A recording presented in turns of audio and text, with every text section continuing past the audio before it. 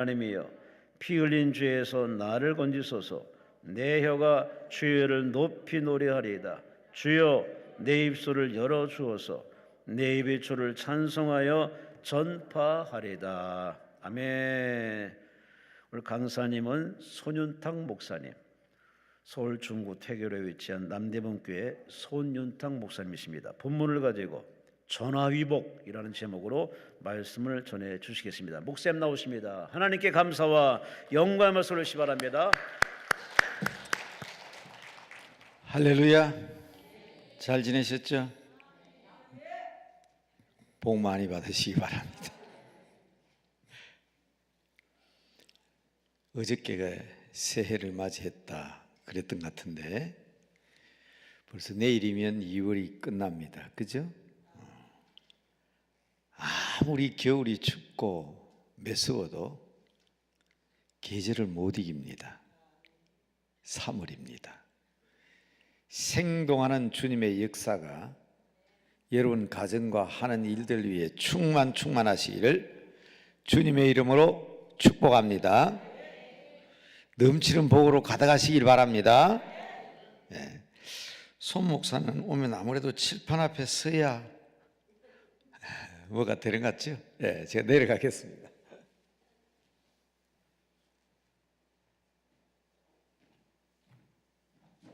사람이 말입니다. 실수를 안 하고 살는 게 얼마나 좋겠습니까? 실수 없는 사람이 있어요, 없어요? 실수하지 않는 사람은 없습니다. 큰 실수든 작은 실수든 누구나 사람은 실수를 하고 또 허물이 있습니다. 그래서 저는 새벽마다 우리 성도들을 위해서 기도하면서 그렇게 기도합니다. 하나님, 오늘 우리 성도들이 하루를 살아가는데 말과 행동에 실수가 없게 하옵소서. 실수 안 할 수 없어요. 누구나 다 실수합니다. 자, 가장 완벽한 사람 중에도 가장 완벽한 분은 예수님이십니다. 믿으시죠? 그분은 하나님이 사람을 입고 이 땅에 오셨기 때문에 그분에게는 죄가 없습니다. 그분에게는 실수함이 없습니다. 다만 사람 몸을 입고 있기 때문에 우리 사람들과 똑같이 울기도 하셨고, 예수님 눈물 흘리셨죠? 분노하기도 하셨고, 또 기뻐하시기도 하셨고, 피곤해 하시기도 하셨고, 그래서 우리 인간이 겪어야 될 모든 것을 옛날 성경에는 체휴리라고 그랬어요. 다 겪었었어요. 그리고는 죄 없으신 그분이 우리를 위하여 십자가 위에서 돌아가셨습니다. 그래서 우리의 구주가 되셨어요. 그래서 우리가 예수님의 이름을 부를 때는 어떻게 부른다 그랬죠? 따라합시다. 예수 그리스도. 오늘 여기에서 저를 부를 때 손윤탁 그렇게 부르는 사람 없을 겁니다. 손윤탁 뒤에 뭘 갖다 붙여요? 그러니까 진짜 예수님 하는 님자를 붙였지만 진짜 예수님을 호칭할 때는 예수 그리스도가 맞습니다. 예수 하는 말은 예수님의 뭐라고요? 이름. 그리스도는 예수님의 직분. 그러니까 아무아목의 장로님, 아무아목의 권사님 그러잖아요. 그러니까 예수님의 풀네임은 괜찮아요. 뭐 예수님 해도 괜찮고 주님 해도 괜찮습니다. 그리스도 해도 괜찮아요. 그렇지만 예수님의 풀네임은 뭐라고요? 주. 이건 내 고백이거든요. 나의 고백이야.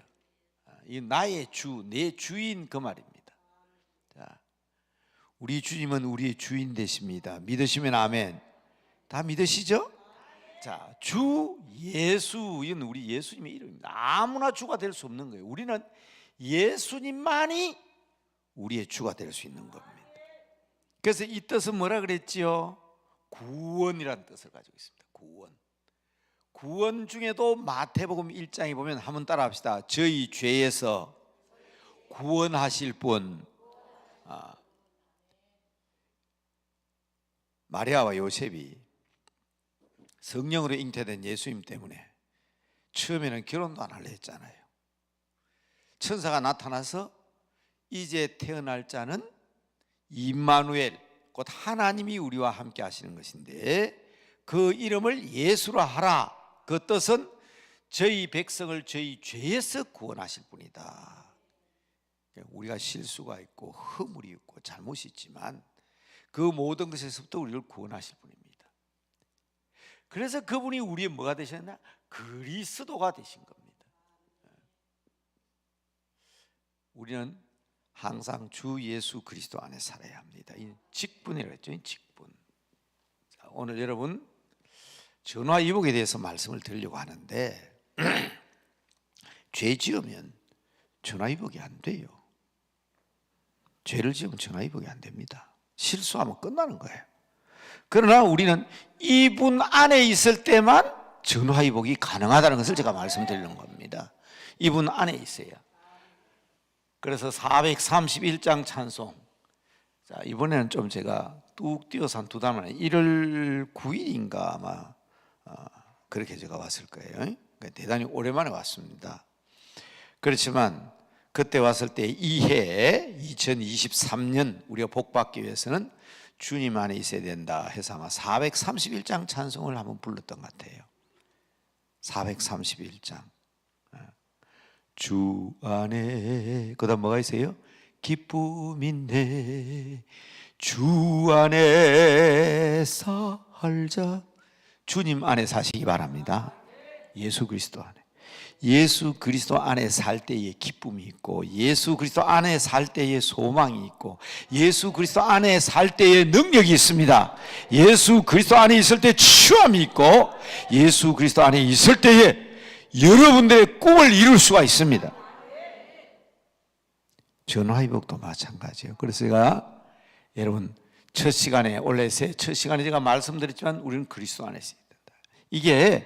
이게 사도 바울이 신약 성경 27권 가운데 구약 39권, 신약 27권이죠. 27권 가운데 사도 바울이 쓴 책이 13권입니다. 그 13권에 그냥 구절 나오는 말이 뭐냐면 바로 그리스도 안에, 주 안에, 우리 주 예수 그리스도 안에. 중요합니다. 영어로 in Jesus Christ, 예수 그리스도 안에. 주님 안에 사시는 여러분 되시기 바랍니다. 주님 안에 있어야 돼요. 어제 저는 저희 교회 설교를 시작하면서 이렇게 얘기했어요. 여기 부엌칼이 있는데, 부엌칼이 하나 있는데 엄마의 손에 들려지면 그 부엌칼은 맛있는 음식을 만드는 칼이 되는 거예요. 근데 강도의 손에 들려지면 뭐가 된다고? 흉기가 돼요. 강도의 손에 좀 흉기가 돼요. 똑같은 칼이에요. 그러니까 우리 주님의 손에 꼭 잡혀 있어야 됩니다. 주님 안에 있어야 돼요. 그런데요, 이 그리스도란 말이 어려워요. 우리나라 사람한테는 어려워요. 사도행전에 보면 바울이 가는 곳마다 이렇게 얘기합니다. 예수는 그리스도라 증거하니. 그럼 다 알아들어요. 왜냐하면 이 사람들은 기다리고 있거든. 그리스도, 메시아, 같은 뜻으로 메시아, 기름 부은 자. 이 사람들은 메시아를 기다리고 있기 때문에 저분이 메시아다, 저분이 그리스도, 저분이 다 알아요. 근데 우리는 무슨 말인지 몰라요. 한번 여러분 생판 예수 안 믿는 사람한테 예수님이 그리스도야, 예수님이 메시아야 그래 보세요. 그게 뭘 알아듣는지. 못 알아들어요. 그러니까 우리 설명이 좀 필요합니다. 그게 우리가 복음을 전하는 거예요. 예수님이 왜 우리에게 그리스도냐. 자, 이건 여러분 복습인데 오늘 처음 나오신 분도 계시잖아요. 네. 그리고 늘 나오지만 저하고 첫 대면하는 사람도 있잖아요. 그러니까 아는 사람들은 이것을 더 분명하고 확실하게 해야 됩니다. 목사님 할 때 우리 목사가 뭐 하는지 알아요. 목사님하고 부르죠. 예? 학교 가면 선생님, 우리 선생님이구나. 요거는 우리 고백이라 그랬죠. 나의 주인, 나의 주. 이것도 구원. 알겠는데 바로 이분이 구원의 주 그리스도다 할 때 이 그리스도 뭐 하는 사람이냐? 아무아무개 판사님, 아, 그 사람은 재판하는 사람이구나. 아무아무개 변호사, 아, 그 사람은 직분이 그런 거구나. 그리스도가 뭐 하는 사람인지 어떻게 알아요? 그리스도가 뭔지. 이거 분명히 알아야 돼요, 분명히. 그래서 옛날 우리 선생님들은, 우리 선배들은 이것을 가르칠 때에 확실하게 해서 그리스도의 삼중직이다 그랬어요. 삼중직. 자, 구약 성경에 요게 아까 제가 뭐랬죠? 기름 붓는 거라 그랬죠? 기름 부음 받은 자. 누구에게 기름을 붓느냐? 삼중직에 세 개 기름 붓습니다. 세 개. 여러분 제가 자꾸 강조하는 것은 좋은 선생님은요 중요한 것은 자꾸 가르쳐야 돼요. 그래야 시험에 나오면 100점 받지. 중요한 걸 갖다가 한번 슬쩍 지나가면 그건 좋은 선생님 아니에요. 저는 좋은 선생님 되고 싶어서. 그리고 적어도 우리 강남 금식기도원에 와서 기도하는 사람은 이것 정도는 아는 정도가 아니라 가르칠 수 있는 여러분 되시기 바랍니다. 가르쳐줘야 돼. 아는 사람은 모르는 사람에게 가르쳐줘야 돼요. 자, 내가 말이요 비실비실해가 병이 들었어요. 제가 실제는 아니고 이야기가 그렇습니다. 아이고, 막 힘도 없고 밥맛도 없고 머리도 아프고 그냥 일어나면 온몸이 찌끈거리고.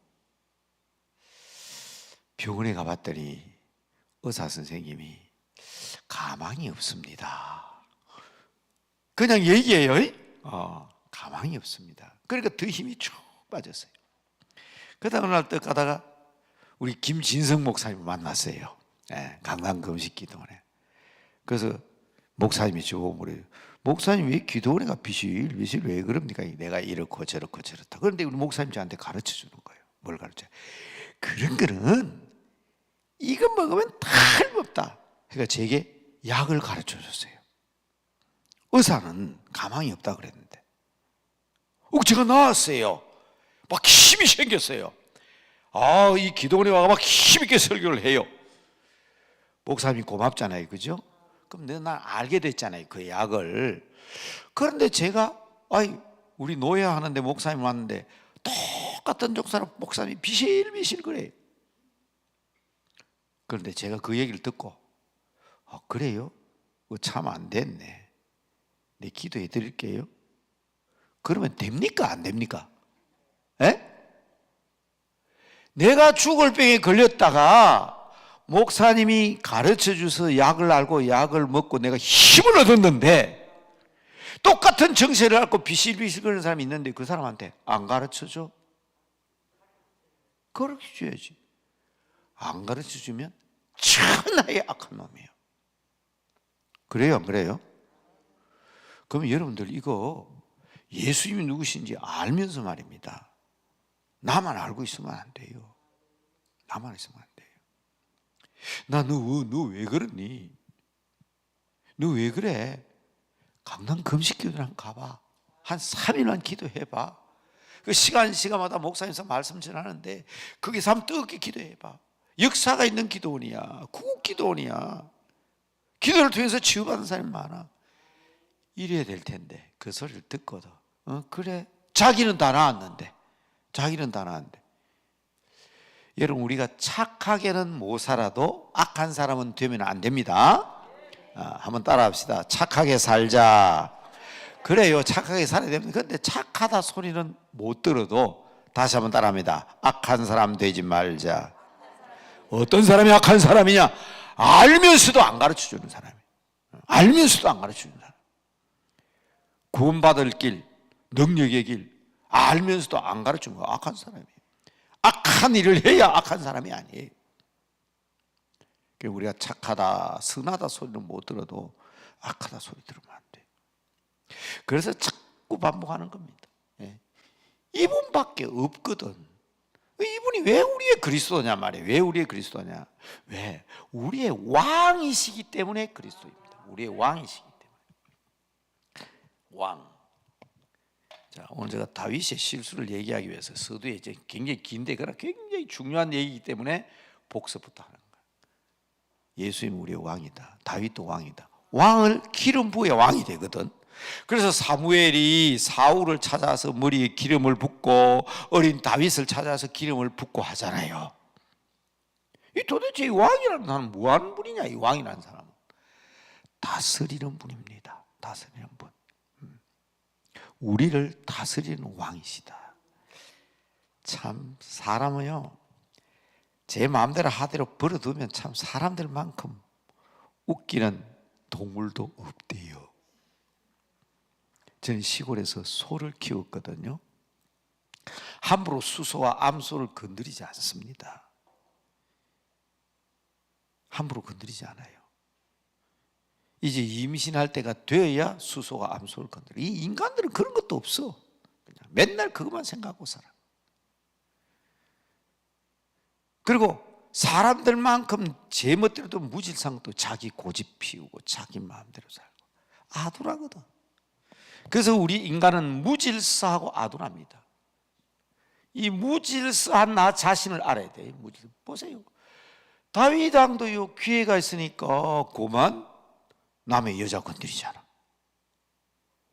그래 바세바 건드리고 말. 그러니까 그게 죄가 된다 그러니까 이거 들키겠다 싶으면 남편을 전쟁터에 갖다 죽이고 말이야. 이게 인간이라고. 이게 인간이라고.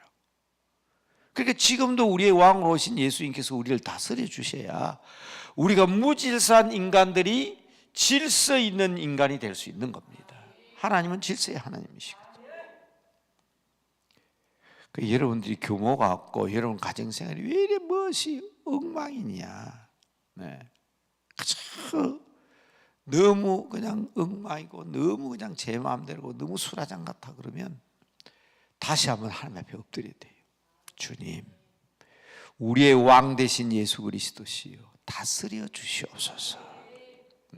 자, 지금 이게 오늘 말씀드릴 본극이 아닌데 빨리 넘어가겠습니다. 자, 두 번째로는 누구에게 기름을 붓느냐? 제사장에게 기름을 붓습니다. 그래서 여러분 레위기나 민수기나 신명기를 보면 아론의 후손의 머리에 기름을 붓고 제사장을 삼아가지고 그 레위의 후손들이 동네마다 부족들이 있는 동네, 족속들이 있는 동네마다 비치를 시켜서 이 사람들로 하여금 하나님 앞에 제사를 지내게 했습니다. 제사의 내용이 뭡니까? 우리 사람들은 죄인이기 때문에 그렇습니다. 죄인이기 때문에. 이 죄인들 그냥 버려두면 안 되거든. 하나님은 죄를 싫어하십니다.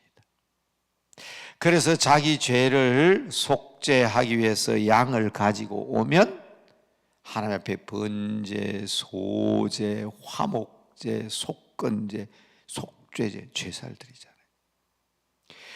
우리의 죄를 깨끗하게 함으로 죄인인 우리를 의인으로 삼기 위해서 오신 분이 예수님인데, 세상의 모든 제사장은 1년에 한 번 속죄 제사를 지낼 수 있지만 우리의 왕이신 예수님은 제사장으로 오셨어. 히브리서에 보니까 우리의 죄를 위하여 단번에 양을 가지고 오지도 않았는데 자기가 친히 아사셀의 양이 되셔서 자기 몸을 제물로 드리신 거예요. 그래서 우리는 예수를 믿는 그 믿음으로 말미암아 죄 많은 우리들이 의롭게 되는 겁니다. 그러니까 예수 그리스도 하는 이 고백 속에는 하나님, 저는 죄인입니다. 이대로 버려두면 지옥 갈 수밖에 없습니다. 그러한 우리의 기도를 들으시고 우리가 예수 그리스도를 내 마음속에 영접하면 내 죄가 양털과 같이 흰노같이 깨끗이 됨으로 말미암아. 그래서 제가 늘 쓰는 말이 있거든요. 한번 따라합시다. 죄는 내가 지었는데 벌은 예수님이 받으신 거예요. 그게 제사장인 거예요. 다시 한번 끝까지 한번 해봅시다. 죄는 내가 지었는데 벌은 예수님이 받으셨어요. 이게 예수님에 대한 바른 고백입니다. 하나 더 남았어요. 선지자. 선지자에게 반드시 머리에 기름을 붓습니다. 먼저선 알지, 먼저 아시는 분. 이 선생이란 말이에요. 선생. 우리 학교에서 말 때 선생님, 먼저 태어난 분이 아니라 선지자는 먼저 알고 우리에게 가르쳐 주는 거예요. 왜 예수님이 선지자가 되셨냐? 우리가 너무 무지하기 때문에. 더 심하게 말할까요? 너무 무식해가지고. 우리는 하나님 잘 몰라요. 분명히 뭔가 있긴 있는데, 그게 로마서에 나오는 사도 바울이 로마 성도들이 하는 말이에요. 뭔가 있기는 있는데 내 양심을 보나 자연을 보면 뭔가 신이란 존재가 있기는 있는데 그게 뭔지 잘 몰라요. 그러니까 막 바다에 가가지고 손 비고 바다 쪽으로 아이고 용왕님요 그러고, 산에 가면 아이고 산신령님 그러고, 네. 나무 밑에 가가지고 절하고, 바위 밑에 가 엎드리고. 왜? 무엇이겠어? 뭔가 있기는데 왜 사람은 하나님의 형상이 찌꺼기가 남아있거든요. 여러분 지금요 디지털 시대다, 인공지능 시대다, 과학의 시대다 그랬어요. 저도 어제 설교하기 전에, 강단에 올라가기 전에 제가 AI, 인공지능에게 물어봤어요. 저는 어제 우리 교회에서 숫자에 대한 설교를 했거든요. 숫자의 의미. 그래서 내가 물어봤어요. 인공지능한테 숫자의 의미가 뭐고? 그래 물었더니 한 3초 지나니까 답이 쫙 나와요. 설명이 엄청 나와요. 숫자의 개념부터 숫자의 사용 방법, 숫자의 뭐 쫙 나와요. 그놈이 참 똑똑해. 보통 똑똑한 게 아니에요. 우리나라에서 바둑을 제일 잘 두는 사람하고 인공지능이 바둑을 두는데 3번이나 이겼어요. 인공지능이 이겼다고 사람이 졌어. 4번째는 사람이 이겼어. 우와, 사람이 이겼다 그러는데 오래전에 제가 신문을 보니까 인공지능이 그랬대요. 사람 체면 봐준다고 내가 한번 져줬대요. 와, 그런 인공지능 그 보통 아니잖아요. 그러니까 막 지금 기고만장해가지고 봐라, 과학이 사람의 머리보다 낫고 사람보다 뛰어난다. 웃기는 소리 하지 말라고. 전기 뽑아보면 아무것도 못해요. 전기 뽑아보면 아무것도 못한다고. 저 뭐해요? 아무것도 모르죠. 얼마 전에 보니까 뭐 인공지능이 나중에는 전기까지도 자가 발전해가지고 사람을 지배하겠다 하는 그런데요. 그러니까 이 과학자들이 기고만장 봐라, 하나님이 어디 있노? 사람이 하나님보다 더 위대하다. 죄송합니다. 여러분 다 그러면 좋다. 과학이 똑같은 사람도 만들어내고 복제해가지고 모든 거 다 만든다고 합시다. 사람의 인격은 누가 주신 거예요? 원숭이가 사람 인격까지 있는 원숭이 봤어요? 진화했다고 해서 원숭이가 사람의 인격을 가져요? 여러분 아무리 과학해도요, 아무리 과학해도 보세요. 코로나 3년 동안 뭐 꼼짝도 못하잖아. 디지털, 과학, 제일주의, 인공지능 지금 뭐 했어요? 못하잖아. 그러니까 뭐 백신을 개발해내고 치료약을 개발해냈다 하는데 그것도 부작용이 있고. 여러분 우리 인간은 똑똑하다면 똑똑할수록 그만큼 무식한 거예요. 근데 예수님이 오셔가지고 이러한 인간을, 무지한 인간을 우리에게 깨우쳐 주셨습니다. 깨우쳐 주셨습니다. 그래서 우리로 하여금 누구를 알게 하셨느냐? 하나님을 알게 해 주셨습니다. 나를 본 자는 아버지를 보았다. 나와 아버지는 하나이니라. 피 뿌린 옷, 곧 하나님의 말씀을 우리에게 주셔서 그 말씀을 깨닫게 하는 말씀의 사람으로 만드시기 위해서 오신 거예요. 그러니까 보세요. 무식하면 깨우쳐 주시죠. 죄 지으면 갚아 주시죠. 무지하면 다스려 주시죠. 이 3가지가 다 일치해야 메시아가 되는 겁니다. 지금까지 예수 외에는 그런 분이 없습니다. 있을 수도 없고요. 그래서 히브리스는 히브리인들, 유대인들에게 보낸 편지입니다. 히브리인들에게 보낸 히브리스에 보면 아무리 모세가 탁월해도 하나님의 아들인 예수님과 그 집에 있는 종, 사환, 심부름꾼인 모세와 어떻게 비교할 수 있겠냐? 구약시대에 아무리 위대한 제사장이 있어도 제사장보다 탁월하신 분은 예수님이시고, 멜기세덱은 어디서 왔는지 모릅니다. 근데 유대인들은 아브라함을 믿음의 조상이다, 우리는 아브라함의 후손이다. 그런데 아브라함이 멜기세덱에게 축복을 받았잖아요. 그리고 11조를 드렸잖아요. 그런데 그 멜기세덱이 어디서 왔는지 어디서 모르는데, 그런 멜기세덱과 같은 반차. 그런데 그 멜기세덱과 비교할 수 없는 우리 예수님이 제사장이에요. 그러니까 여러분, 이 주님, 우리는 예수를 그리스도로 고백할 때 이분이 이걸 다 책임지시니 우리는 그 안에 살아야 안 되겠어요? 441장은 귀에 있으면 꼭 자주 불러보세요. 저는 지금까지 제가 좋아하는 찬송가가 따로 있어요. 지금은 몇 장인지 모르겠어요. 옛날에 444장, 예수가 거느리시니 즐겁고 평안하구나, 이걸 참 많이 불렀습니다. 444, 아마 지금은 다른 장일 거예요. 그런데 제가 마음을 먹었어요. 431장을 많이 불러야 되겠다. 그래 교인들이 주님 안에 살지. 저는 매주일, 어제 저녁에도 예배 드렸어요. 매주일 저녁 저는 가족 예배를 드립니다. 제 딸은 저 태국에 살고 제 손자들은 저 독일에 있고 식구들이 다 흩어져 있지만, 아이고 목사님, 우리는 가족이 흩어져서 가정 예배 못 드립니다. 그런 말 하지 말라고. 가족이 흩어져 있기 때문에 가정 예배 못 드리면 그 가정은 콩가루 돼 버리잖아요. 가족이 같이 못 모이기 때문에 가정 예배 드리는 거예요. 너무너무 바빠서 만날 시간이 없습니다. 만날 시간이 없으니까 가정 예배 드리는 거예요. 꼭 가정 예배 드리세요. 나는 우리 집에 다 예수 안 믿고 내 혼자 믿는데, 그러니까 가정 예배 드려야 되는 거예요. 내 혼자라도 혼자 기도하죠. 하지만 이거는 우리 가족을 대표해서 하나님 앞에 드리는 예배입니다. 내 혼자기 때문에 예배를 드려야 가족을 구원받을 거 아닙니까? 사람들은 꼭 거꾸로 얘기해요. 거꾸로. 다 사랑하는 사람을 사랑하는 거예요. 누가 못해? 예수님 그러셨잖아요. 나를 사랑하는 사람 사랑은 다 할 수 있다고.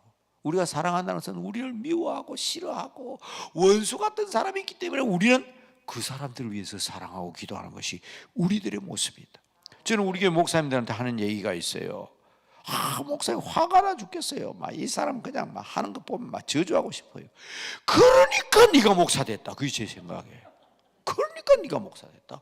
저 사람이 받아야 될 저주를 내가 받더라도 저 사람에게는 복을 주시옵소서. 그게 목사지. 어떻게 목사가 교인들 못한다고. 여러분, 어떻게 교인들이 목사만큼 알겠어요? 자기가 아는 지식으로 판단해가 저 사람은 저주받을 사람, 저 사람은 벌받을 사람, 그래 부르면 그 교인들 다 어떻게, 왜 목사가 와 있는데? 왜? 목사가 와 있는 이유가 뭔데? 교인들이 그런 걸 모르기 때문에 저 사람 저주받을 수밖에 없네요. 하나님 저 사람 복 주시고, 저 사람이 꼭 벌 내려야 되거든. 내가 받으면 안 되겠습니까?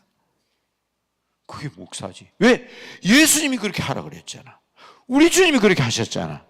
바로 그 주님 안에 사시는 여러분 되시길 바랍니다. 다시 한번 확인해야 되겠다. 찬송가 몇 장요? 431장.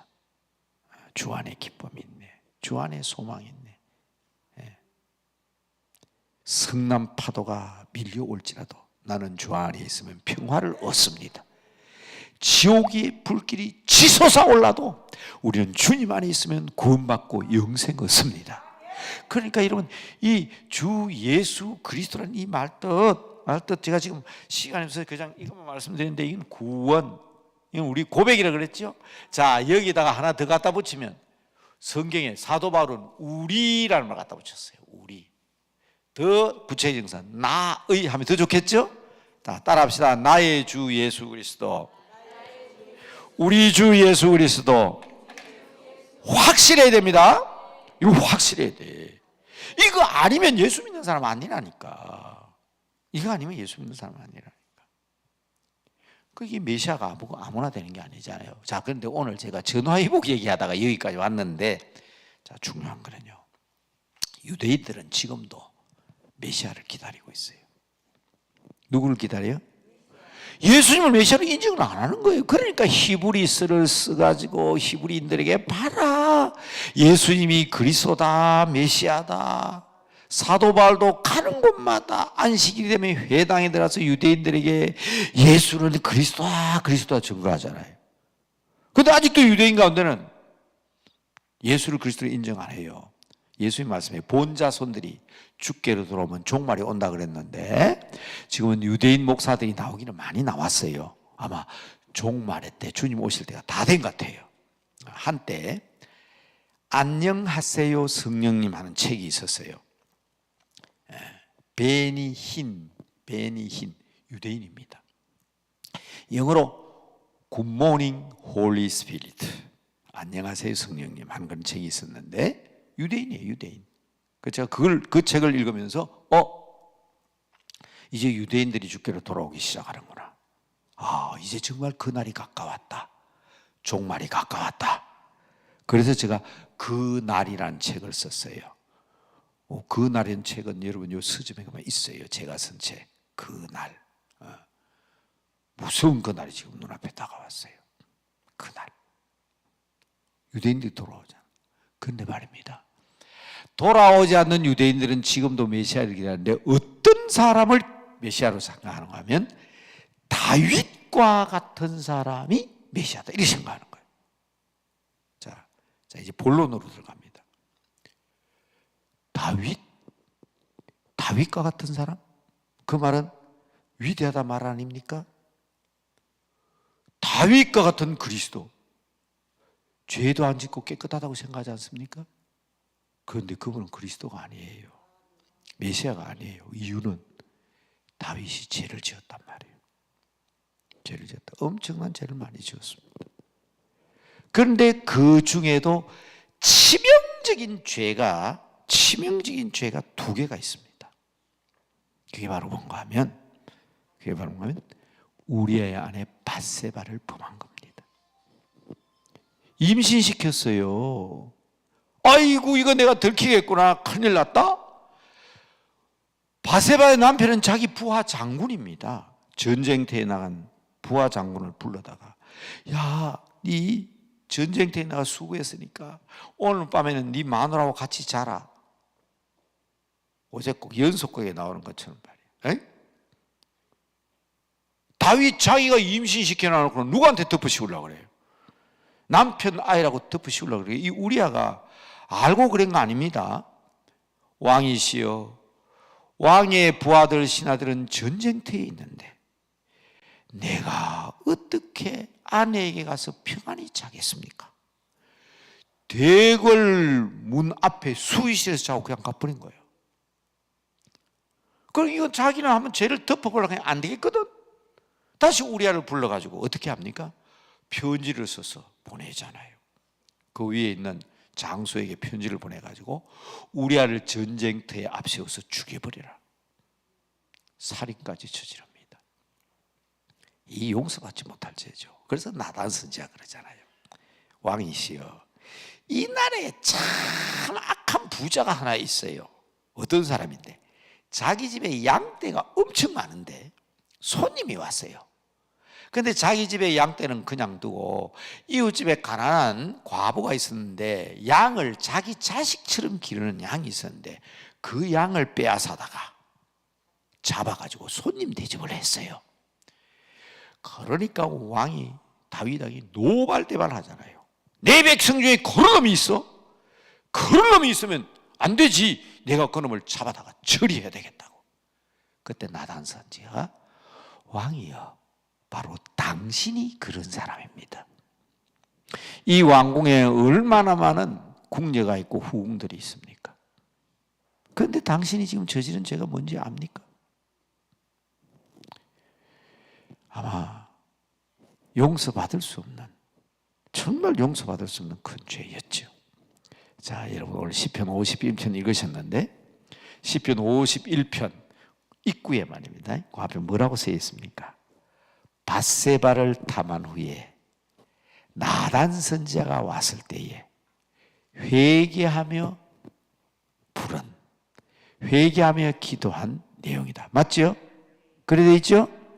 그 시편 51편이 바로 이런 엄청난 실수를 저지른 다윗이 하나님께 회개하면서 선십니다.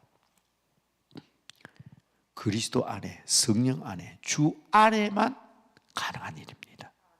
이거 누구한테 용서받습니까? 하나님 앞에밖에 용서받을 수 없습니다. 그래서 하나님 앞에 가슴을 치며 동의하며 회개한 다윗이 51편입니다.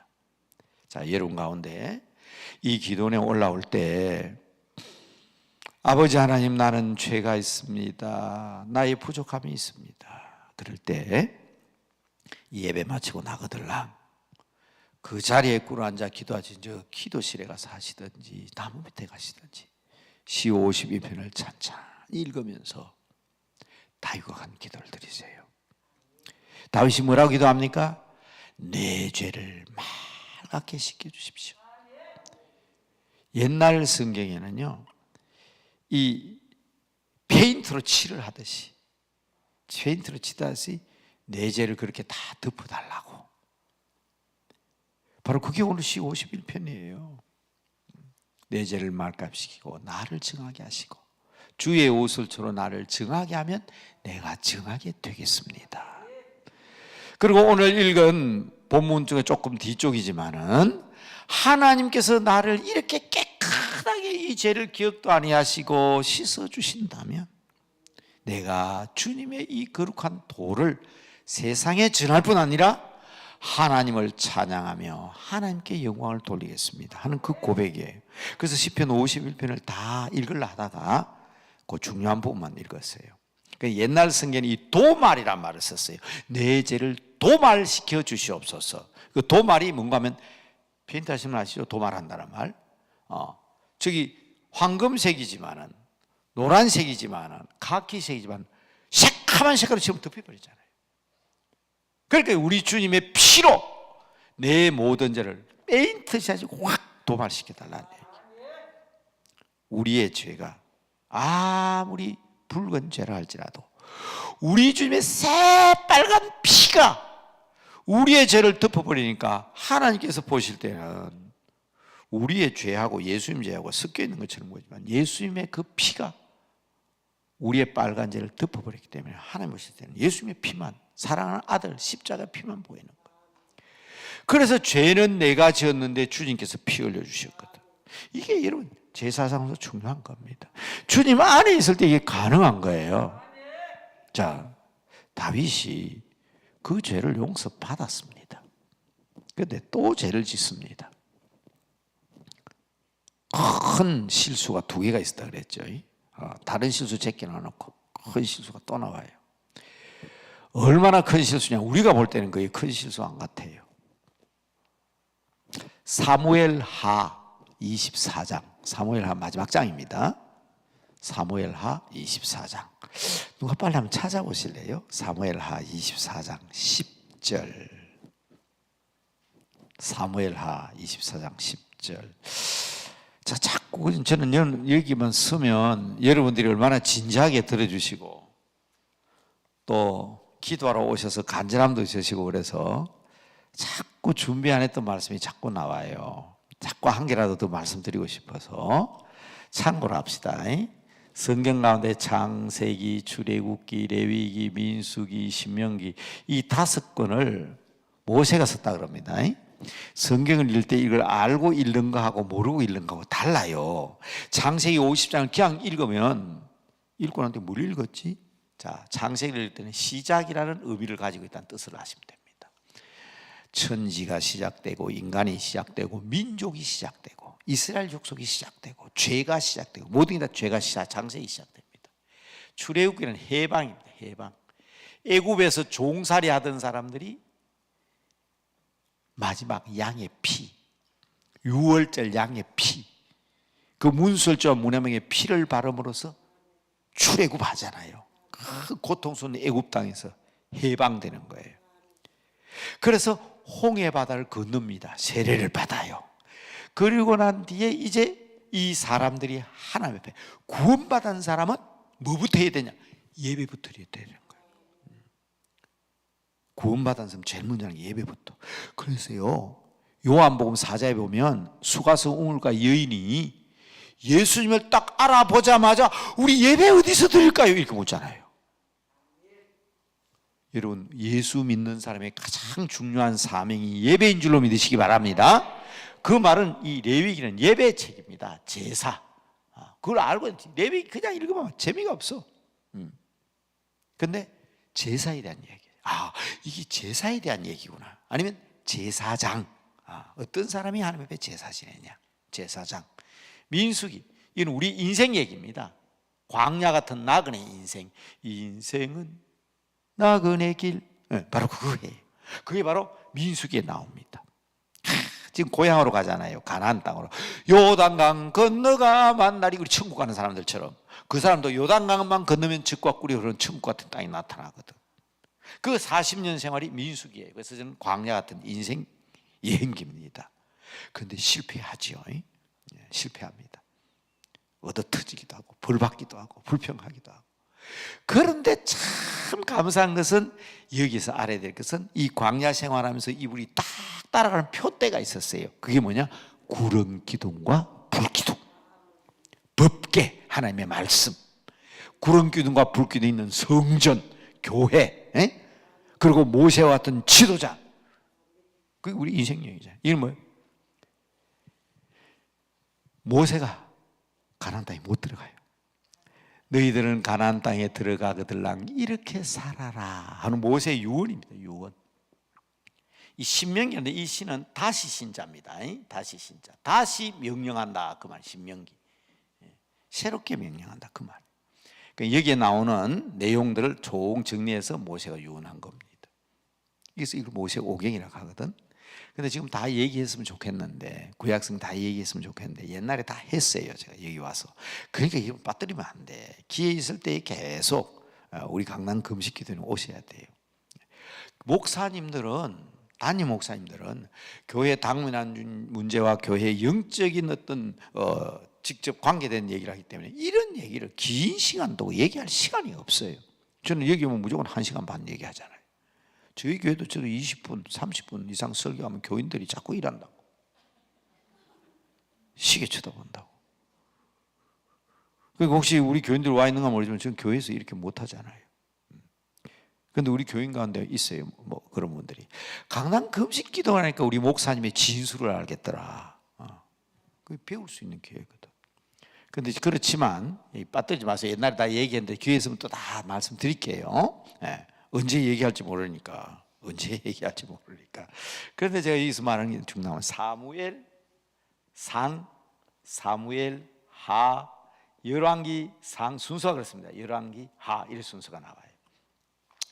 요거는 뭐냐면 주제를 딱 알면 좋아요. 요거는 하나님이 직접 정치를 하다가 이제 인간이 왕이 정치를 하는 왕정 정치예요. 그래서 사무엘상의 주인공은 사무엘하고 사울왕하고 다윗하고가 주인공들입니다. 그게 얽힌 얘기예요. 그걸 알고 딱 읽으면 사무엘상을 읽을 때 이게 바로 사무엘 선지자로 키워서 사울왕에게 기름 부어서 왕으로 삼고 사울이 문제가 있으니까 다윗을 기름 부었더니 사울과 다윗이 서로 어려움을 겪었던 시대구나. 그래 알면 돼요. 그 이전에는 신정정치입니다. 하나님이 직접 다스려요. 사사기에는 하나님이 다스리기 때문에 사사가 죽으면 백성들이 반역해가지고 또 하나님 또 사사를 세우고 하나님이 직접 하십니다. 그래서 사무엘이 마지막 사사입니다. 마지막 사사. 그리고 첫 선지자예요. 그런데 요게 뭐냐면 지금 오늘 내가 이거 지금 묻는 거예요. 요게 지금 24장 맨 마지막 장이잖아요. 그 다윗이 저지르는 실수나 다윗의 이야기가 여기 집중해. 이것을 우리는 알아야 된다. 요걸 알아야 된다. 여기 다윗 행전이라 이래 알면 됩니다. 다윗 가정에 일어난 일이나 다윗이 정치한 일이나 그건 다 사무엘 하스에 있다. 그렇게 알면 되는 거예요. 사무엘이 죽고 나니까 솔로몬이 왕이 됐어요. 그래서 솔로몬 왕부터 바벨론 포로가 되기까지, 바벨론 포로 때까지의 이 왕정, 열왕이다. 열왕, 많은 왕들의 역사입니다. 그 이후의 왕들의 역사예요. 그 뒤에 이어지는 게 역대기인데, 요거까지 제가 말씀드리면 성경을 읽는 데 도움이 될 것 같아요. 역대상하가 나오는데 딱 읽어보면 여기 있는 4권의 이야기가 여기 다 나옵니다. 아이고, 뭐 성경 똑같은 얘기 또 하나. 이거 아니에요. 알고 읽어야 돼. 요거는 그 당시에 역사 사가들이 기록한 것이지만은, 역대기는 아까 뭐라 했어요? 70년 동안 나라가 망하고, 이스라엘 유대 나라가 망하고 저 바벨론에 끌려가 70년 동안 포로 생활했잖아요. 그리고 돌아왔을 때에 우리는 다시는 과거와 같은 역사를 되풀이하지 말자. 하나님께서 우리에게 어떻게 역사하셨는지를 배우자. 그래가지고 다시 기록한 것, 족보와 같이. 여러분 집에 족보 있죠? 족보처럼 역사적인 족보를 기록하듯이 믿음의 교훈으로 역사를 얘기하는 겁니다. 그러면 이해가 되시죠? 그걸 알고 읽을 때, 이거는 뭐 계속 같은 얘기가 나오지만은, 그러나 이거는 믿음을 강조하기 위해서 이런 얘기를 하셨구나. 그래 하면 됩니다. 그런데 오늘 제가 마지막으로 사무엘하서 24장을 얘기했잖아요. 그런데 역대상 21장 1절에도 같은 내용이 나와요. 왜? 여기 있는 내용이 여기 나오니까. 그래서 여기 나오는 겁니다. 자, 그 얘기를 여러분 잘 들으시되, 이게 오늘 제가 여러분들에게 말씀드리는 주제입니다. 그리고 이 일을 위해서 여러분 기도하시고 꼭 승리하셔야 됩니다. 다윗이 어떤 실수를 저질렀느냐? 이제 남북 이스라엘이 통일이 됐거든요. 그리고 자기 왕권이 단단해졌습니다. 자식들이 반란을 일으키고 쫓겨다니고 고생도 했지만 다 극복했어요. 평화로운 시기가 왔습니다. 사람이요, 부부가 힘들어가지고 남편은 앞에서 끌고 부인은 뒤에서 밀고 연탄에 얼굴이 시커멓게 돼가지고, 그럴 때는 부부가 참 금실이 좋았는데, 이제 좀 살만하고 아파트 장만하고 수세식 변소도 있고 가정이 좀 좋아지니까 눈이 옆으로 싹 돌아가. 그동안 고생했고 수고함으로 주름진 마누라 얼굴보다는 텔레비전에 나온 여자가 더 이뻐 보이고, 옆집에 드는 엘리베이터 타보니까 옆집에 드나드는 아줌마가 훨씬 더 멋있어 보이고, 이게 문제가 되는 거예요. 이게 문제가 되는 거예요. 다윗의 마음이 달라지는 거예요. 이야, 내가 이 정도인데 내가 한번 해보자. 뭘 해봐? 백성들의 숫자를 한번 계수해보자. 아니, 숫자 그거 계산하는 게 뭐 그렇게 큰 죄입니까? 그런데 내가 얼마나 군사를 징배해서 국위를 선정하고 내가 이만한 사람이 가면 과세하겠다는 욕심이 나온 거예요. 그것만 가지고 이해가 안 됩니다. 그래서 여러분 역대기 21장, 역대상 20장 1절에 딱 나옵니다.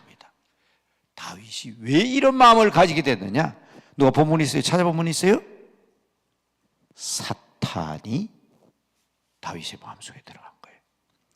아까 바세바를 탐한 것도 마찬가지예요. 전쟁할 때는 쫓겨날 때 몰랐어요. 다 군인들이 이제는 왕자리를 차지하고 통일된 이스라엘의 왕이 되니까 군인들은 다 보내놓고 왕궁에서 한가하니까, 뭐 이빨까지는 안 쑤시겠지만 내가 보니까 고기 먹고 이빨까지 내가 보니 그렇더라고. 그러니까 이빨 싹 흡면서 베란다에서 이렇게 보니까 저 멀리 보니까 여자가 한 사람이 목욕을 하고 있거든. 그때 마음에 시커먼 마음이 들어가는 거예요. 그래서 여러분들 고생하고 힘들고 어려운 걸요 감사하시기 바랍니다. 그 악한 마음이 들지 않을 수 있도록, 저는 오늘 여기 기도원에 오면서 오늘 제가 좀 헤맸거든요. 늘 오는 길인데 오늘 저희 집 사람이 저 강하에 있는 어느 교회 사모님도 모임이 있다고 태워달라고 그러더라고요. 한 8시쯤 출발했습니다. 아침 8시 반에 출발해버렸어요. 시간을 보니까 기도원까지 오는데 시간이 엄청 걸리더라고요. 아이고 제가 그냥 막 거기서 또 막 양평을 거쳐서 이리 오는데 우리 집에서 오면 그냥 강남으로 와가지고 뭡니까 올림픽 도로 와가지고 고속도로 타보면 간단하잖아요. 오면서 제가 그랬습니다. 하나님, 오늘 힘들고 이런 거 감사합니다. 시원한 길로 다녀가면 내가 무슨 생각하고 일찍 가서 무슨 생각할지 모르는데 하나님이 내 마음속에 이런 마음 주시기 위해서 이렇게 꼬불꼬불 이 길로 오게 해주셨네요. 그런 생각하면서 제가 생각한 거예요. 사람은 누구나 편안한 마음이 있고 행복한 마음이 있고 안락한 마음이 있으면 틈타게 돼 있어. 근데 분명히 그렇죠? 역대상 21장 1절 그래 나오죠? 사탄이 다윗의 마음에 들어가서 인구를 조사하게 하리. 열왕기서는요, 사무엘상은 이때는 사가들이 기록한 거예요. 사가들이 그 당시에 왕을 모시고 있는 기록관들이 기록한 겁니다. 감히 사탄이 다윗의 마음에 들어갔다 이런 말 못 써요. 근데 이거는 뭡니까? 이건 무슨 말인지 알겠죠? 포로 생활을 하고 돌아와가지고 과거를 회상하면서 우리가 왜 이런 실수를 했느냐, 다시는 이런 실수를 하지 말자고 신앙적 입장에서 쓰니까 그런 말이 나오는 거예요. 이해가 되세요? 지금 제 아들이 제 일기를 쓰는데 내 일기를 쓰면서 내한테 내가 잘못했으면 그냥 쓰겠어요? 그런데 내 손자 뒤에 가가지고 우리 할아버지 과거를 덜쳐 들어보니까 이거 우리 할아버지가 마음에 이게 병 들어가지고 이런 거 했구나. 그때 눈에 보이잖아. 그래서 역대기에서 그렇게 얘기하는 거예요. 사탄이 들어간 거예요. 그래서 저는 이 말씀을 가지고 숫자가 우상이 되면 안 된다 하는 얘기입니다. 왜냐하면 숫자는요, 제가 어제 AI 찾아봤다 그랬잖아요. AI 인공지능 찾아봤어요. 야, 숫자의 의미가 뭐냐? 사람과 떨어질 수 없는 관계다 이래 나와요. 보세요. 경제도 수치죠. 수치만큼 정확한 게 없어요. 정치도요, 지지율 막 그런 거 막 숫자로 오늘도 뭐 모르겠습니다만은 투표한다 그러대 그거 다 수치로 계산하잖아요. 정치도 경제도 사회도 문화도 교육도 점수도 전부 다 수량화되어 있습니다. 그리고 숫자가 정확합니다. 23km 남았다, 10km 남았다, 30분 남았다. 다 숫자잖아요. 숫자 아닌 게 어디 있어요? 네. 태어날 때 야 임신했다, 앞으로 10달, 태어나면서 죽을 때까지 몇 살, 숫자가 떨어질 수가 없습니다. 그러나 여러분, 제가 말씀드린 것은 숫자는 숫자일 뿐입니다. 숫자를 주신 분도 하나님이신 줄로 믿으시기 바랍니다. 그런데 우리는 그 숫자를 가지고 뭘 만들어? 우상으로 삼고 있어요. 나는 우리 교회 교인들이 몇 명인데 목사들끼리 모여도 교인 수 많으면, 여기 목사님들은 월요일이니까 들어오시죠. 월요일 날 올 때마다 제가 목사님 여러 분 만나는데 저도 참 안타까운 게 만날 때마다 그렇게 물어요. 그 교회 교인 몇 명 모이죠? 교인 숫자가 많으면 목에 힘이 뻑 들어가고 막 그냥 그렇게 이건 아십시오. 대한민국 평균 한 교회 교인 수는 70명입니다. 대한민국 교회 평균 한 교회 교인 70명입니다. 200명 모이고 300명 큰 교회입니다. 근데 제가 이렇게 만나보니까 800명, 1000명 모이는 목사도 그냥 이러시더라고요. 숫자에 얽매이면 안 돼요. 저도요, 광나루에 있는 장로의 신학대학교에서 교회 성장학을 20년 이상 가르친 사람이에요. 그리고 저도 개척교회 2개 했고 남대문 오기 전에 큰 교회 담임 목사를 2개나 거쳤습니다. 200명, 300명을 1000명 넘게 교인 모이기도 했고, 개척교회에서 11명 모이는 교회를 200명, 300명도 만들어 봤어요. 근데 남대문 교회 오니까요, 5년, 6년, 7년이 지나도 교인 숫자가 안 느는 거예요. 줄었어요. 어제 우리 부목사가 이제 3월 말 되면 미국 가는데 그분이 저보고, 목사님 제가 남대문 교회 가지고 6년 됐는데 장례식을 계산해보면 한 280건 계산했습니다. 그럼 저는 13년 됐으니까 곱하기 2로 한번 해보십시오. 장례식을 몇 번 했는지. 오래된 교회니까 장례식 600명, 700명 중에 다 우리 교회는 아니에요. 시골에 엄마 아빠 장례식도 지냈고 교회 안 나오는 부모도 있고 그렇지만 반만 해도, 교회 나오는 사람 반만 해도 벌써 300명 이상이 줄어들었잖아요. 그래서 제가 하나님 앞에 항의를 했어요. 하나님, 제가 명색이 이래도 한국교회 목사님들을 양육하면서 교회 성장을 가르친 사람인데 이 숫자가 이래가 되겠습니까? 제가 혼쭐이 났습니다. 아마 한번 얘기했죠. 감기울이었습니다. 그리고 거의 한 4, 5일 굶었습니다. 금식하고 있었습니다. 그 교회 아주 그 강단 차가운 바닥에서 기도하고 있는데요, 이 머리 털부터 해서 발까지 땀으로 흠뻑 젖었어요. 완전히 땀투성이네. 너무 무서워서. 야 임마, 오늘 내가 만약 부임하면 이 교회 교인 가운데 몇 명이나 내한테 올 수 있다고 생각하냐. 이 성도들 남아있는 성도 많다 적다 하지 말고, 이 사람 가운데 진실로 나를 믿고 따르고 하나님을 아는 사람이, 나를 아는 사람이 너는 몇 명이라고 생각하느냐. 그 순간요, 막 성경이 지나가는 거예요. 예루살렘 거리를 찾아 헤매면서 의인 10명을 찾지 못하고. 기억나시죠? 소돔 고모라 성에 의인 몇 명 있었어요. 그러니까 결국 폭삭 내려앉았잖아요. 이 숫자가 우상이구나. 그래서 저는 교인들 앞에 그렇게 설교하면서 그랬습니다. 우리의 믿음이 중요하다.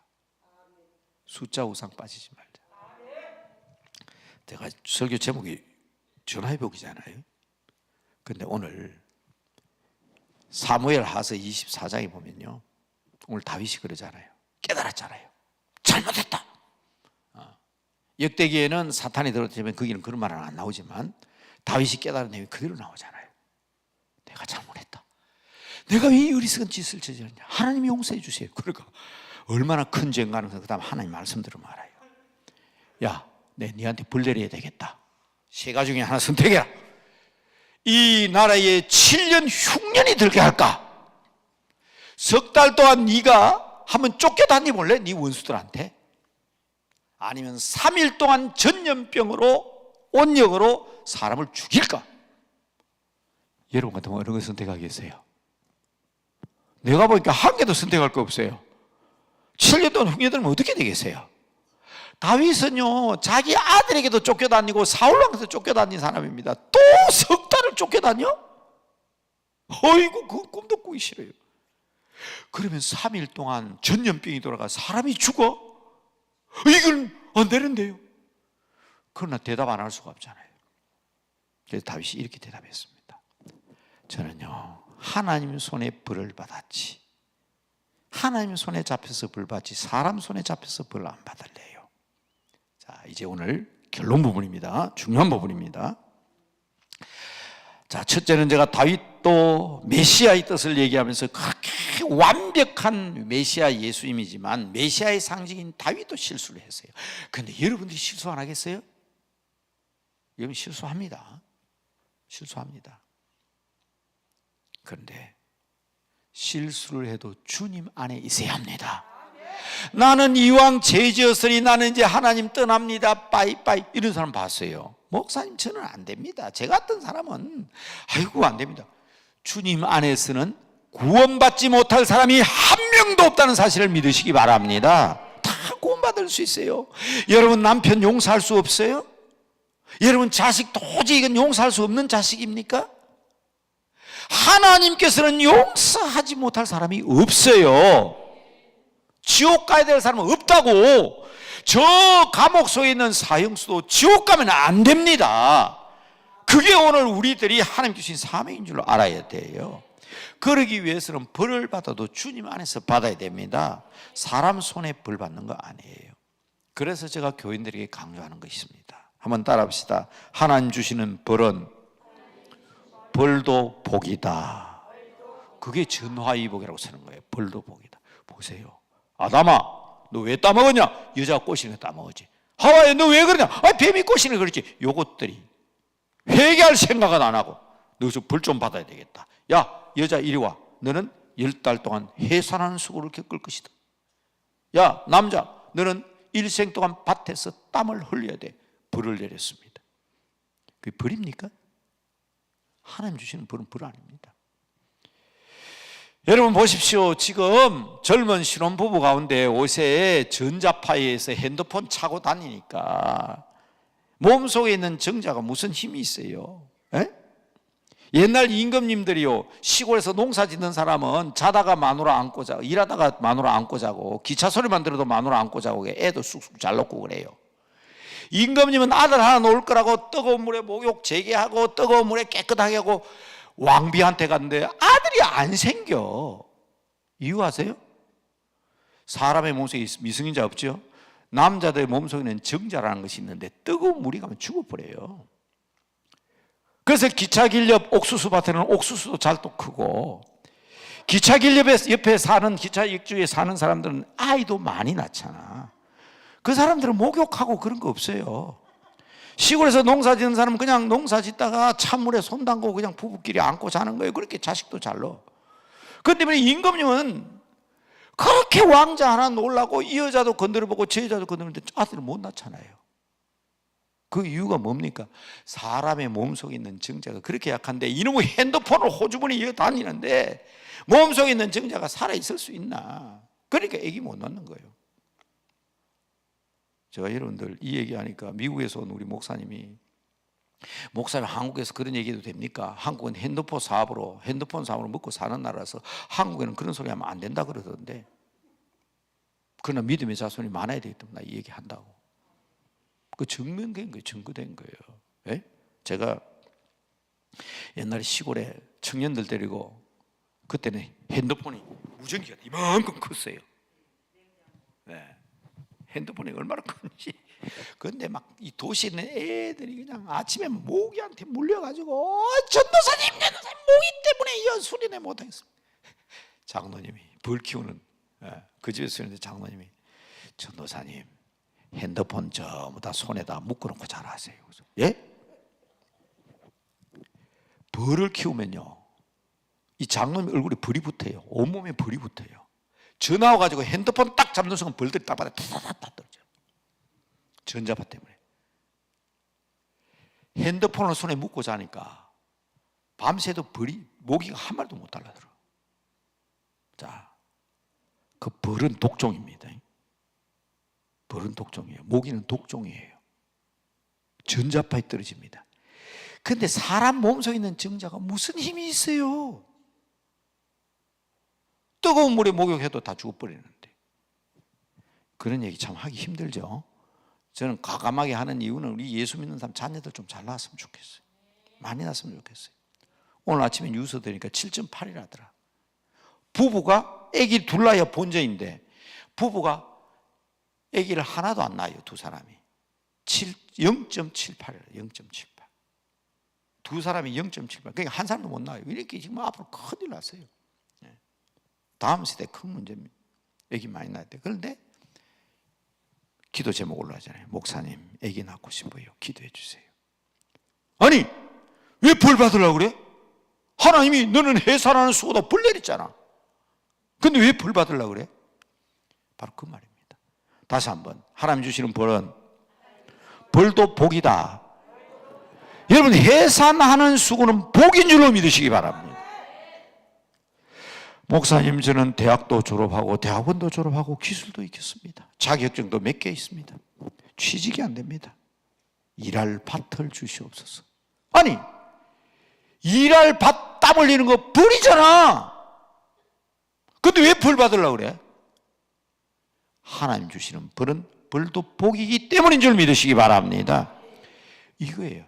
주님 안에 있을 때만 가능한 거예요. 제가 청년 시절에 우리 교회 청년들이 전도사님 저는 전도사님 닮고 싶어요. 뭘 닮아? 전도사님 학교 선생님도 하죠. 신학교도 졸업했죠. 전도사도 하죠. 야 그런 소리 하지 마라. 내 닮아면 큰일 난다. 몰라서 그렇지 내가 얼마나 못된 놈이고 얼마나 악한 사람인지 아냐? 하나님을 아신다. 내 닮지 마라. 그런데 내가 꼭 하나 부탁 하나 있다. 내 닮아야 될 게 하나가 있다. 이렇게 죄 많고 악하고 부족한데도 내가 교회 나오잖아. 예수 믿잖아. 평생 동안 교회 떠나지 아니하고 주님만 믿겠다고 서원했잖아. 이거는 닮아야 된다. 왜? 주 안에 기쁨이 있기 때문인 줄 믿으시기 바랍니다. 주 안에 안식이 있기 때문인 줄 믿으시기 바랍니다. 주 안에 용서가 있기 때문인 줄 믿으시기 바랍니다. 주님 주시는 벌은 벌도 복인 줄로 믿으시기 바랍니다. 옆집 아저씨한테 얻어 터지면 벌입니다. 그러나 우리 엄마 아빠한테 얻어맞는 것은 복입니다. 제가 신학교 졸업하고 부산 광안리에 동산, 지금도 있는 거 보세요. 동산원이라는 고아원이 있었어요. 3년 동안 아이를 돌봤는데 그 아이들의 가장 바람이 뭔가 하면 엄마 아빠만 있으면 얻어 터져도 좋다는 거예요. 얻어 터져도 멍이 들어도 좋고. 두드려 맞아도 좋다. 어떤 욕을 얻어먹어도 좋다. 엄마 아빠한테 맞는다면 얼마나 행복할까. 엄마 아빠가 없잖아요. 지금 뭐 그런 애들 거의 없지만, 그런 시설이 없지만, 저는 그걸 보고 그때 그걸 깨달았어요. 저는 저희 어머니한테 엄청 많이 맞고 자랐어요. 다윗이 얻어맞습니다. 나는 사람 손에 안 갑다. 하나님 손에 잡혔기를 원합니다. 제가 서두에 얘기했죠. 주부의 손에 들린 칼과 강도의 손에 들린 칼이라는 것처럼 우리는 하나님 손에 잡힌 사람 되시기 바랍니다. 7만 명이 죽었어요. 7만 명이. 그런데 여러분, 사무엘 하서 24장 자꾸 얘기하는 것은 시편 51편도 읽어야 되지만 사무엘 하서 오늘 목사님 읽어주신, 또 같이 읽으신 24장 꼭 읽어보시라고. 그렇게 7만 명이 죽었지만 하나님께서 큰 전화위복의 복을 주십니다. 그게 바로 뭔가 하면 다윗이 그 벌을 받았는데 하나님 앞에 기도하는 가운데 뭘 얻게 됩니까? 아라우나의 타작마당을 얻게 됩니다. 그게 바로 뭐냐면 지금 예루살렘이고 거기에 솔로몬이 성전을 짓습니다. 그 산은 어떤 산이냐? 아브라함이 자기 아들 이삭을 모리아 산에서 칼로 내리치려 할 때 아브라함아 아브라함아 그 아이에게 손을 대지 마라 하는 그 바위가 있는 그 산입니다. 지금도 예루살렘에 가면 있어요. 그 바위 위에 큰 사원을 지났는데 모슬렘들이, 그게 황금사원. 여러분 예루살렘 사진 보셨죠? 사진 보면 복판에 황금사원 있죠? 그 안에 지금 그 바위가 지금도 있습니다. 지금도 그 바위가 있어요. 사람들이 들어가면 사진을 못 찍게 하는데 저는 지금은 아예 들어가지도 못하게 한다 그러더라고요. 저는 90년에 갔는데 그 안에 들어가서 그 바위도 만져보기도 하고, 아, 여기가 모리아산 그 바위구나. 그걸 다윗이 얻게 된다고. 그래서 그 아라우나의 타작마당을 사서 우리가 바로 말하는 예루살렘 성전을 솔로몬이 짓잖아요. 어디 그뿐입니까? 다윗이요, 밧세바 탐하고 우리아 죽이가지고 가정적으로 엄청난 벌을 받지요. 그러나 하나님 안에 있거든. 주님 안에 있거든. 그러니까 메시아의 상징이 되고 천국에 가서 우리 다윗 다 만날 거예요. 자기의 아들이 배신을 하고 부하들에게 쫓기고 어려움을 겪었지만, 그리고 그 밧세바가 임신한 아이도 죽었지만 밧세바의 몸에서 누가 태어납니까? 솔로몬이 태어나잖아. 그 지혜의 왕 다윗의 대를 이은 솔로몬이 태어나잖아요. 그러니까 우리가 하나님 앞에 때때로는 벌을 받기도 하고 고난을 당하기도 하고 예수 믿으면서 내가 왜 이랬습니까 하기도 하지만, 하나님은 그러한 일을 화를 바꾸어서 위복, 복이 되게 하시는 분이시다. 그런 놀라운 능력은 어디에 있어야 가능하다고요? 주님 안에 있어야 가능하고 주님 손에 붙잡혀 있어야 가능한 것입니다. 바로 이 시간 여러분, 우리는 어렵고 힘든 상황 가운데 있지만 내가 주님을 떠나지 아니하고 주님 손 안에서 주님만 바라보는 주의 사람 되게 하옵소서. 주님께서 내리시는 벌이라면 복인 줄 알고 받을 수도 있사오니 오직 주님의 품 안에 가는 저희들 되게 하옵소서. 간절한 마음으로 함께 기도하심으로 여러분의 질병도 여러분의 고통도 다 해결되고 전하의 외에 큰 역사를 체험하는 기도의 시간 되시기를 바랍니다. 다 같이 두 손 드시고 주여 부르겠습니다. 다 같이 부르시겠습니다. 주여 주여 주여.